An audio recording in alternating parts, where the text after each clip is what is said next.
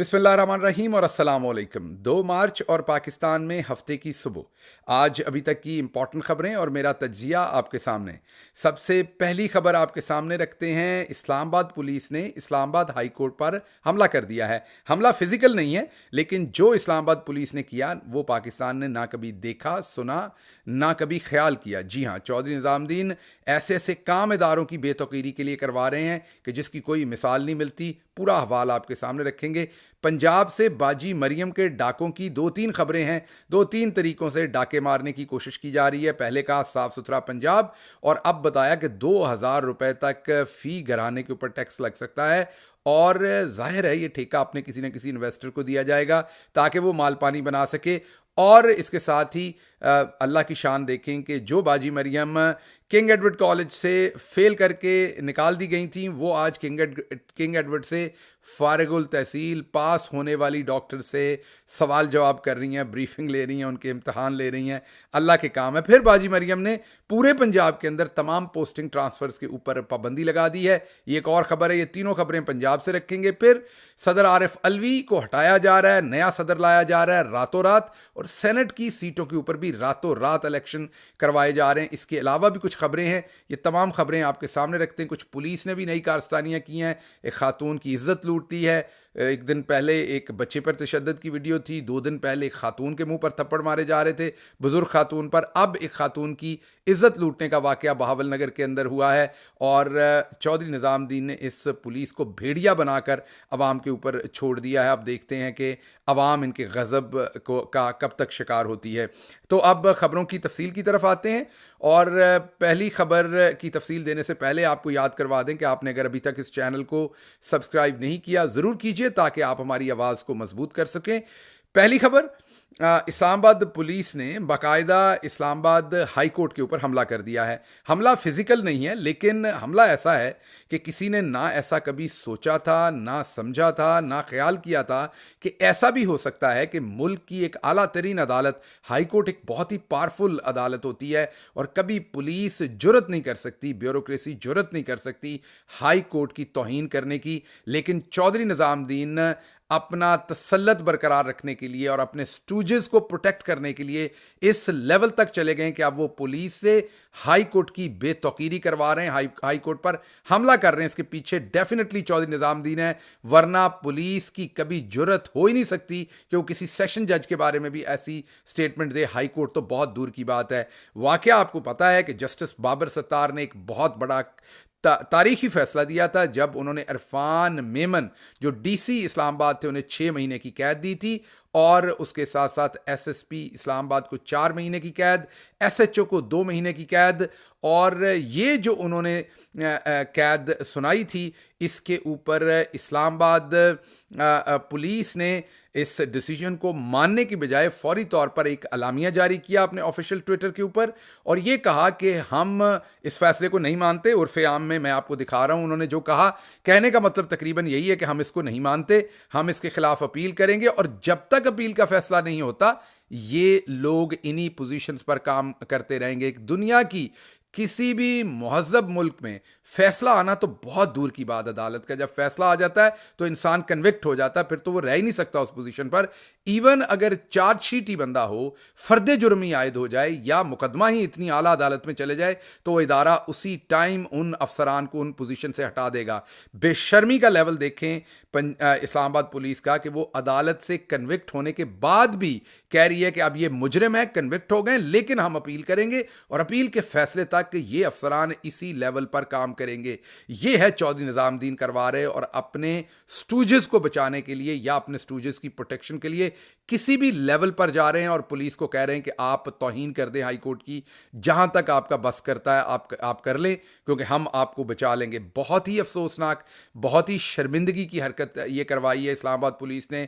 ना पाकिस्तान ने ये पहले देखा ना सुना, इसकी कोई नज़ीर नहीं मिलती कि एक हाई कोर्ट लेवल की जो अदालत है वो फैसला दे, और पुलिस का डिपार्टमेंट ना सिर्फ उसको निगेट करे कि हम इसको नहीं मानेंगे, बल्कि कहेंगे कि लोग उन्हीं पोजीशंस के ऊपर काम करते रहेंगे। यहां तक नहीं, बेशर्मी का आलम यह कि जो डिप्टी कमिश्नर का ऑफिस होता है वो कभी भी किसी भी सूरत पुलिस के डिपार्टमेंट के अंडर नहीं होता। वो दूसरी ब्यूरोक्रेसी है जिसको कमिश्नर उसके बारे में कोई बयान दे सकता था, या प्राइम मिनिस्टर ऑफ पाकिस्तान या इंटीरियर मिनिस्ट्री उसके बारे में बयान दे सकती थी। पुलिस के अंडर डिप्टी कमिश्नर नहीं है, पुलिस के अंडर सिर्फ पुलिस का महकमा। क्योंकि ये टिकर्स चौधरी निजामुद्दीन की तरफ से आए और उन्होंने पुलिस से ये जारी करवाया बयान, तो उन्होंने उसमें डिप्टी कमिश्नर का नाम भी डाल दिया और पुलिस ने ही कह दिया कि डिप्टी कमिश्नर भी अपने ओहदे पर काम करता रहेगा। हालांकि पुलिस ये कह ही नहीं सकती, डिप्टी कमिश्नर उनके अंडर है ही नहीं, तो पुलिस उसके बारे में अलामिया कैसे जारी कर सकती है। तो आप सोच सकते हैं कि चौधरी निजामुद्दीन किस लेवल पर जा रहे हैं और किस हद तक उतर आए हैं कि वो ये तमाम काम कर रहे हैं। बहरहाल यही नहीं काम बना, एक शमा जनेजो साबा नामी सो कॉल्ड फेक लिबरल हैं जो लंदन में रहती हैं, अमूमन गाली गलोच करती हैं, पाकिस्तान तहरीक इंसाफ के लोगों को गाली नमा एक लफ्ज़ से पुकारती हैं। उनके ट्वीट जिसमें वो वाज़े तौर पर पाकिस्तान तहरीक इंसाफ के वर्कर्स को वो गंदी गलीज़ गाली से पुकार रही हैं। अब इन खातून को अगर कोई जवाब देगा इसी ज़ुबान में देगा तो फिर गैर शाइस्तगी की बातें होंगी, फिर शोर मचाया जाएगा। पाकिस्तान तहरीक इंसाफ के सिर्फ वर्कर्स को नहीं, वो जस्टिस बाबर सत्तार को भी उसी गाली से नवाज रही हैं ये मोहतरमा, और कोशिश करेंगे हम कि इनके खिलाफ रिट पिटिशन फाइल की जाए, तौहीन अदालत की भी, और इस गंदी ज़ुबान इस्तेमाल करने की जो इन्होंने जस्टिस बाबर सत्तार के बारे में की। क्योंकि यहाँ इंपॉर्टेंट बात यह है कि ये जो शमा जनेजो हैं इनको 23 मार्च को ऐवान सदर में जो है वो सताराए कारकर्दगी मिल रहा है। जो सताराए कारकर्दगी, या शायद मुझे पता नहीं उसका नाम क्या होता है, अवार्ड का हुस्ने कारकर्दगी होता है, तमगाए हुस्ने कारकर्दगी मेरा ख्याल। तो इन्हें तमगाए हुस्ने कारकर्दगी मिल रहा है। ये एक्ट्रेस रही हैं शायद, मुझे पता नहीं एग्जैक्टली ये एक्ट्रेस रही हैं, शायद मॉडल रही हैं, या मुझे एग्जैक्टली नहीं पता ये क्या करती रही हैं। लेकिन और ये इनको किस चीज़ का तमगाए हुस्ने कारकर्दगी, क्या कारकर्दगी है। लेकिन बहुत सालों से तो ये लंदन में रह रही हैं और ट्विटर के ऊपर मैं इन्हें गाली गलोच लोगों को देते देखता हूँ, गंदी गलीज जुबान इस्तेमाल करते हुए देखता हूँ। थोड़ी सी मुझे कोई साइकोलॉजिकल या तो प्रॉब्लम इनको लग रहा है जिस तरह ये लोगों को गाली गलोच करती हैं। मुझे नहीं पता इनका मसला क्या है, क्या फ्रस्ट्रेशंस हैं इनकी ज़िंदगी में, इनके क्या मसले हैं। लेकिन बहरहाल अब उन्होंने जस्टिस बाबर सत्तार को गाली दे के पुकारा है और उसके साथ साथ तहरीक इंसाफ के लोगों को गाली दे के पुकारा है।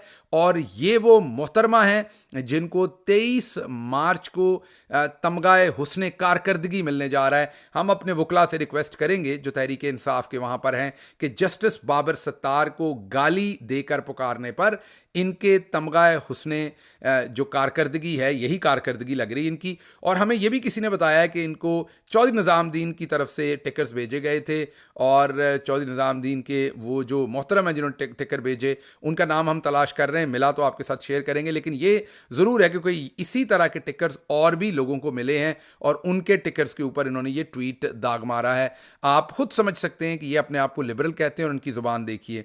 अच्छा जी, पंजाब चलते हैं जहाँ पर सबसे पहले तो मरियम बाजी, जिनको आप सबको पता है कि किंग एडवर्ड में वो फेल हो गई थी। उन्होंने वहाँ पर अपने वालिद के जो इख्तियारात थे उनको इस्तेमाल करके, वहाँ तो उनका एडमिशन नहीं हो सकता था, पहले उन्होंने आर्मी मेडिकल कॉलेज में एडमिशन करवाया क्योंकि चौधरी निज़ामुद्दीन हमेशा मेरिट को आगे पीछे कर लेते हैं जहाँ ज़रूरत पड़ती है। तो आर्मी मेडिकल कॉलेज में उनका एडमिशन हुआ और वहाँ से वो किसी अरेंजमेंट के तहत फिर किंग एडवर्ड के ऊपर नाजिल हुई और वहाँ पर उनको जो वहाँ पर प्रोफेसर्स थे उन्होंने उनकी नालायकी की वजह से उन्हें फेल कर दिया और ये पहली टर्म से ही आगे नहीं बढ़ सकी। मीन शुरू में ही बाजी फेल हो गई, चलते ये रॉकेट चलते ही जो है वहीं पर ठुस हो गया और बाजी को कॉलेज के गेट का रास्ता दिखा दिया गया, मीन वहाँ से निकाल दिया गया। अब आप देख सकते हैं अल्लाह की शान के बाजी को किंग एडवर्ड से या उसी तरह के और कॉलेजेस से जो फारगुल तहसील मीन ग्रेजुएटेड डॉक्टर्स हैं उन बेचारों को अपने इम्तहान देने पड़ रहे हैं, बाजी के सामने खड़े होकर ब्रीफिंग्स देना पड़ रही हैं, सवालों के जवाब देना पड़ रहे हैं। ये जो पाकिस्तान की शानदार बेटियां और बेटे हैं जो वहाँ से फारगुल तहसील है, मीन वहाँ से ग्रेजुएटेड है, दिल में सोचते तो होंगे कि हम भी नालायक होते तो शायद चीफ मिनिस्टर बन जाते, पढ़ लिख के हमने ऐसे ही नुकसान किया है, पढ़ने लिखने का क्या फ़ायदा था, ऐसे ही नालायकी में अपना नाम पैदा करते।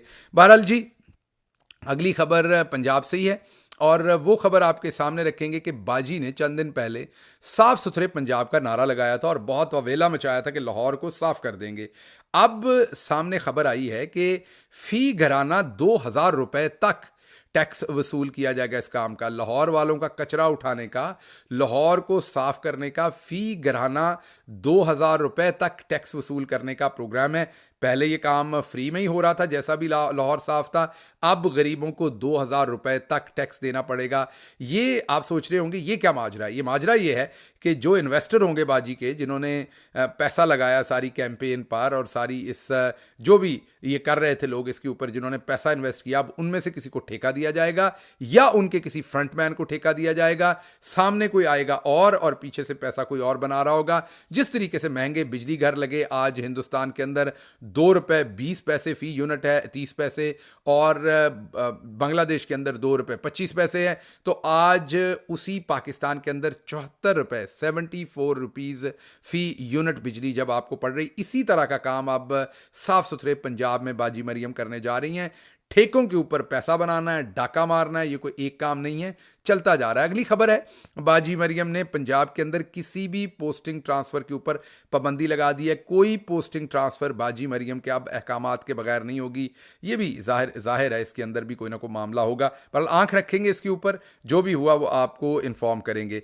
अच्छा जी, अगली खबर सदर आरिफ अलवी साहब के बारे में है। उनको फारिग करने की बहुत जल्दी है, इसलिए रातों रात स्केड्यूल जारी किया गया है। सदर का इलेक्शन 9 मार्च को करवाया जा रहा है और ये जहन में रहे कि अभी असम्बलियां कंप्लीट नहीं हुई, लेकिन जल्दी से स्केड्यूल ऑफर किया गया है। और आज कल स्केड्यूल आया रात को, और आज दिन 12 बजे तक आप सिर्फ कागजात जमा करवा सकते हैं। मतलब कि जो पहले से जिनको बताया होगा कि आपने कागजात जमा करवाने, वो तो करा सकते हैं, किसी और पार्टी के पास तो वक्त ही नहीं होगा कागजात जमा करवाने का। तो सदर का इलेक्शन रातों रात चोरी छुपे स्केड्यूल देके 9 मार्च को अब ये करवाया जा रहा है। और इसी तरह 6 जो सेनेट की सीटें खाली हुई हैं उन पर भी फौरी, आई थिंक 12 मार्च को उनका इलेक्शन हो रहा है, फौरी तौर पर उन पर भी इलेक्शन करवाया जा रहा है। उसका भी स्केड्यूल दे दिया है। रातों रात ये स्केड्यूल जारी हो रहे हैं। बहुत जल्दी है चौधरी निजामुद्दीन को लूट मार के हतमी मरहले को कंप्लीट करने की, मैंडेट चोरी के हतमी मरहले को कंप्लीट करने की। ना अभी तक असम्बलियां पूरी हुई हैं प्रोविंशियल, ना ही फेडरल, लेकिन ये इलेक्शन जो है वो फौरी तौर पर करवाए जा रहे हैं। अच्छा जी, अगली खबर जो आपके सामने रखेंगे वो खबर हम आपके सामने रखेंगे कि एक तो मैंने आपको इस्लामाबाद पुलिस की कार्रवाई तो बता दी, लेकिन बहावल नगर पुलिस ने एक और कारनामा अंजाम दिया है। 2 दिन पहले हमने आपको खबर दी थी कि एक बच्चे के ऊपर तशद्दुद हुआ। उससे एक आध दिन पहले टेक्सला में बूढ़ी अम्मा एक थी, उनके मुंह पर थप्पड़ मारे गए थे। और आज हमारे पास बदकिस्मत खबर है कि बहावल नगर में एक औरत की चाकू के जोर पर इज्जत लूट ली गई, उसकी इज्जत खराब की गई, और अब उसने मुकदमा दर्ज करवाने की कोशिश की है। और पुलिस, जिसको भेड़िया बना दिया चौधरी निजामुद्दीन ने पीटीआई पे छोड़ के, खवातीन पे, मर्दों पे तबाही मचा दी, बच्चों पे, बुजुर्गों पे, अब वो पुलिस हर रोज़ आवाम से बदले ले रही है और हर रोज़ आवाम इस तरह के उनके जुल्म को सह रही है और हर रोज़ इस तरह की खबरें जो हैं वो आपके सामने आ रही हैं। अच्छा जी, अगली खबर ये है कि नून लीग को ऑफ़र की है अली अमीन गंडापुर ने कि अगर नून लीग या किसी और को लगता है कि धांधली हुई है तो आए केपीके के हम तमाम हलके खोलने को तैयार हैं, हम अपने सारे फॉर्म 45 सामने रखने को तैयार हैं। अली अमीन ने कहा पहले मेरी निशस्त से शुरू करें, जिसने हमारे केपीके के अंदर किसी भी किस्म की कोई इन्वेस्टिगेशन करनी है हम अपने तमाम हलके खोलने को तैयार हैं, आएँ और हलके खोल लें। लेकिन हम चाहते हैं कि पूरे मुल्क के अंदर इसी तरीके से हो ताकि मैंडेट का फैसला हो, जिसका मैंडेट है उसको मिले। इमरान खान ने एग्जैक्टली यही ऐलान 2018 में किया था और तब इन तमाम पार्टियों ने उससे भाग गए थे, इनकार कर दिया था। आज अली अमीन गंडापुर ने भी वही ऐलान किया है। देखते हैं कि ये जवाब दे सकेंगे, उसका कभी भी नहीं देंगे, क्योंकि ये जवाब कैसे देंगे? ये इनके अंदर ना तो ये पोजीशन है जवाब देने की और ना ही इनके अंदर सकत है, क्योंकि इन सबको पता है कि फॉर्म 47 पर जीत के आए हैं, फॉर्म 45 पर ये लोग जीत कर नहीं आए और ये कभी भी इस तरह की मैं नहीं समझता कि ये कभी भी इस तरह का रिस्क ले सकेंगे, ये कभी भी इस तरह की कोई काविश में हिस्सेदार बनेंगे कि हमने किसी भी तरह से अब जो इलेक्शन है उसकी फ्री एंड फेयर जो है वो इन्वेस्टिगेशन होने देनी है। अच्छा जी, आखिरी खबर आपके सामने रखते हैं कि आज दो चीज़ें आपके सामने रखनी है कि आज इमरान खान की कॉल है, पूरे पाकिस्तान के अंदर एहतजाज हो रहा है और हम आप सबसे रिक्वेस्ट करते हैं कि आप भरपूर तरीके से उस धांधली के खिलाफ, मैंडेट चोरी के खिलाफ एहतजाज के लिए निकलें। कराची में ये प्रेस क्लब पर हो रहा है, लाहौर में भी डिफरेंट जगहों के ऊपर हो रहा है। पार्टी ने ऑफिशियल वेबसाइट्स के ऊपर तमाम मकामात का ऐलान कर दिया है। ये एहतजाज दोबारा आपको क्लियर कर दूं कि इमरान खान की कॉल पर हो रहा है। जेल से उन्होंने अहकामात दिए हैं कि हर सूरत आपने एहतजाज करना है। मैं भी आपको स्क्रीन पर दिखा रहा हूं, हम कल डैलस टेक्सास स्टेट के शहर डैलस अमेरिका में, वहाँ पर हम भी एहतजाज कर रहे हैं, मैं भी उसमें शामिल हूँगा। जो लोग डैलस के इर्द गिर्द हैं टेक्सास के, उनसे मेरी गुजारिश है कि वो भी बरोज़ हफ्ता, ये दोपहर के वक्त एहतजाज हो रहा है हफ्ते वाले दिन 2 मार्च को डैलस टेक्सास में। अगर आप गिरदो नवा में हैं तो आप ज़रूर इस एहतजाज में शामिल हों। और बाकी भी पूरी दुनिया के अंदर पाकिस्तानी कम्युनिटी जो है वो एहतजाज कर रही है। वोटर फ्रॉड और रिगिंग के खिलाफ भरपूर आवाज़ हर जगह पर उठाई जा रही है। इसके साथ ही मुझे इजाज़त दीजिए। अल्लाह आपका हामी और नासिर हो। पाकिस्तान जिंदाबाद।